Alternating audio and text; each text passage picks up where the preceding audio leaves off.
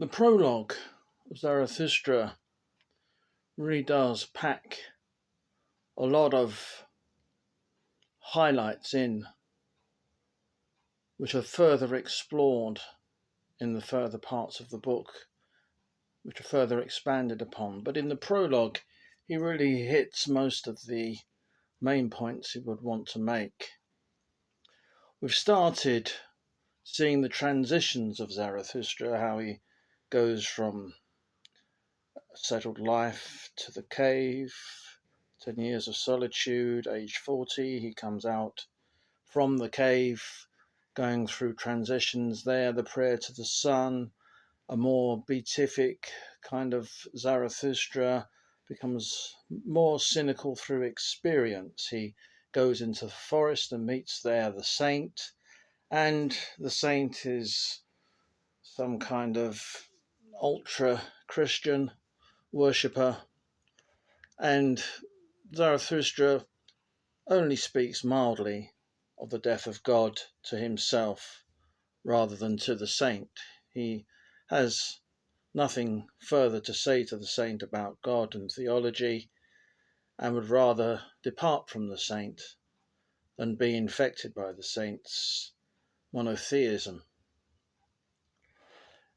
And so Zarathustra voyages on and comes to the nearest town and the marketplace of that town.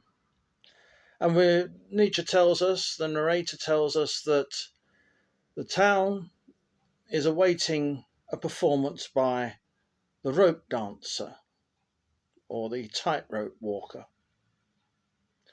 And we remember, of course, that the old saint mentioned that Zarathustra had been transformed since he left the mountain. He now went along like a dancer.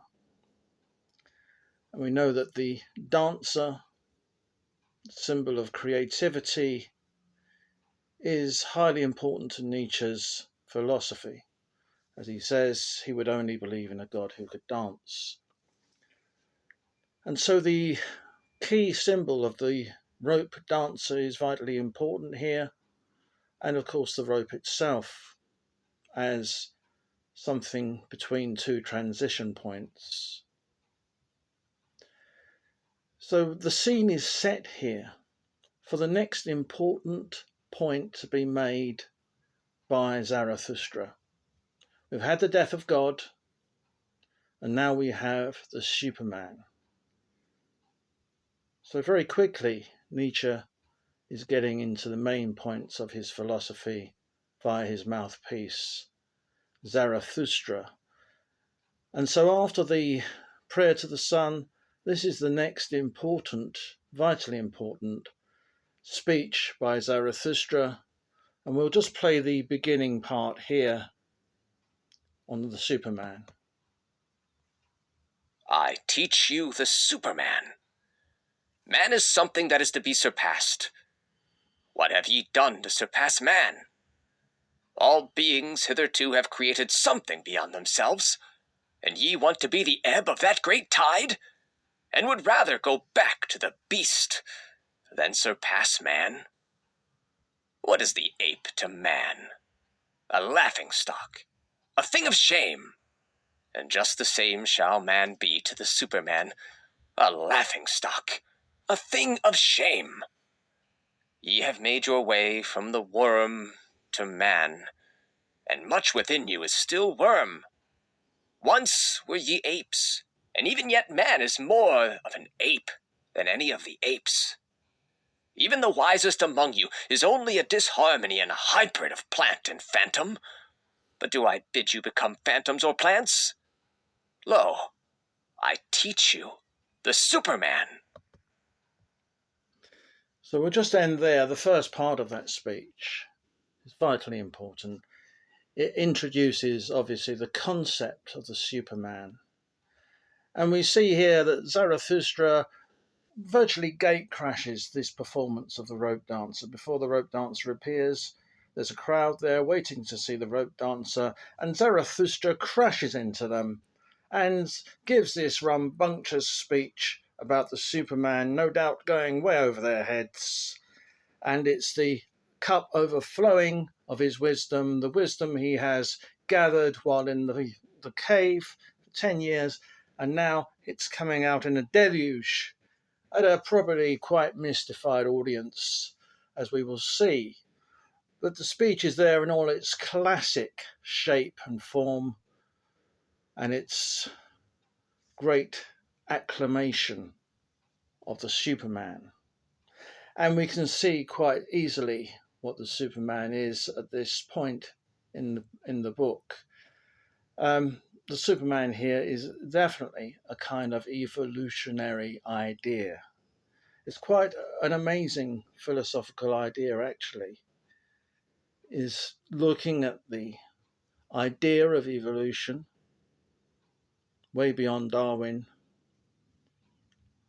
a kind of ancient form of evolution that percolates through Schopenhauer into Nietzsche, this idea of a new species being created by the processes of evolution. And he points out clearly here, he uses the figures of the worm to the ape, to the man, and perhaps to the Superman. So he takes on board the concept that life evolves from the simplest forms to the most complex forms.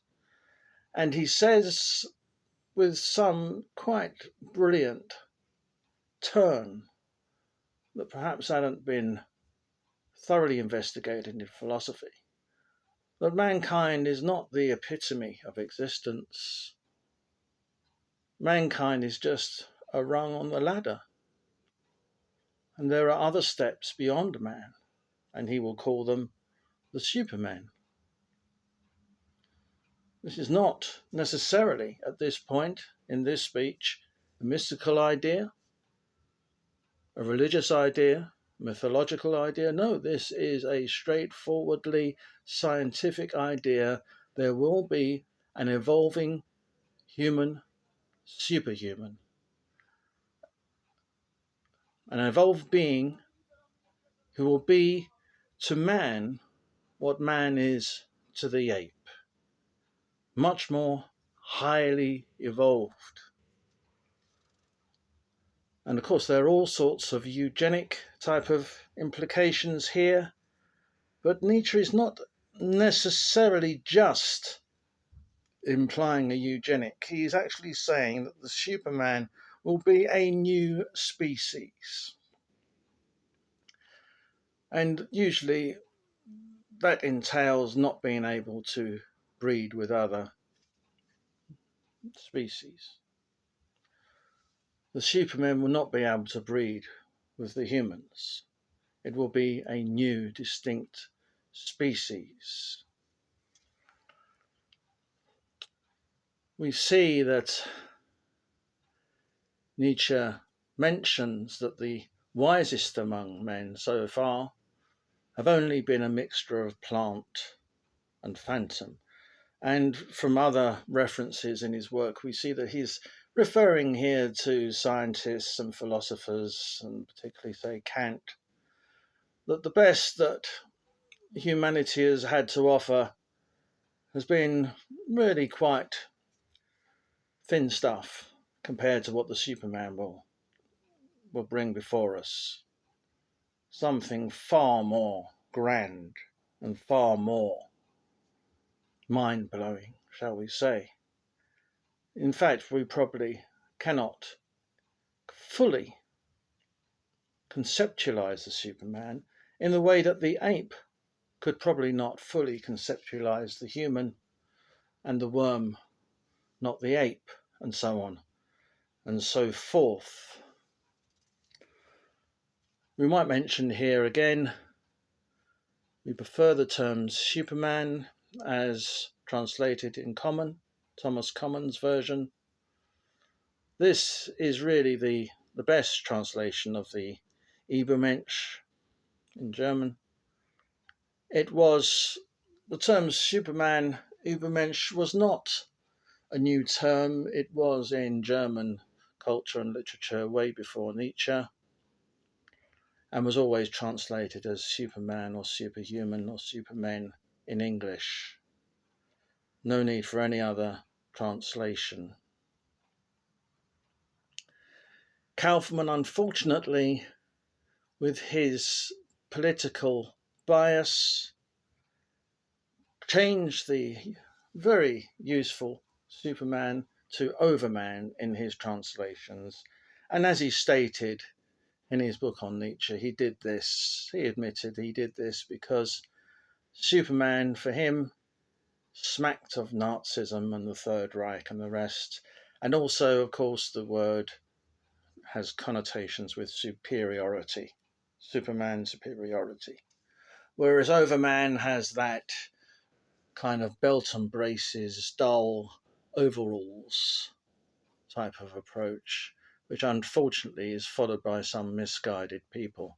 In fact, you can tell many soft Nietzscheans as they will use Overman or they will use Übermensch, which makes them seem even more stupid and that they can't actually find a word to translate the German. That's idiotic. If we're translating into English, then we translate it all, because there is a perfectly good equivalent in English.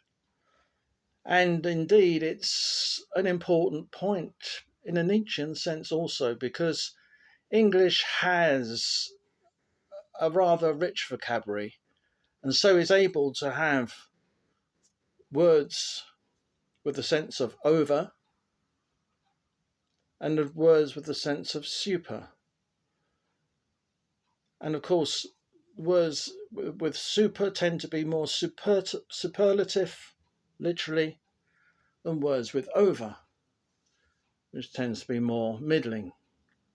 And of course, this came about through the Norman conquest, where the French-speaking Latinate Normans defeated and enslaved the Anglo-Saxons, the Germanic speakers, giving a whole order of rank in language and vocabulary, where words of the Germanic roots indicate the lower echelons of society, and words with the Latinate or French roots indicate the higher aristocratic elements. So we have a pig, for example. The servants or the slaves will eat pig, while the masters, the aristocracy, will eat pork. The French word pork, the English word pig. And this kind of order of rank is throughout English, and therefore it is quite proper to translate something like Übermensch as Superman. It has the ascending, aristocratic, superlative quality that's necessary.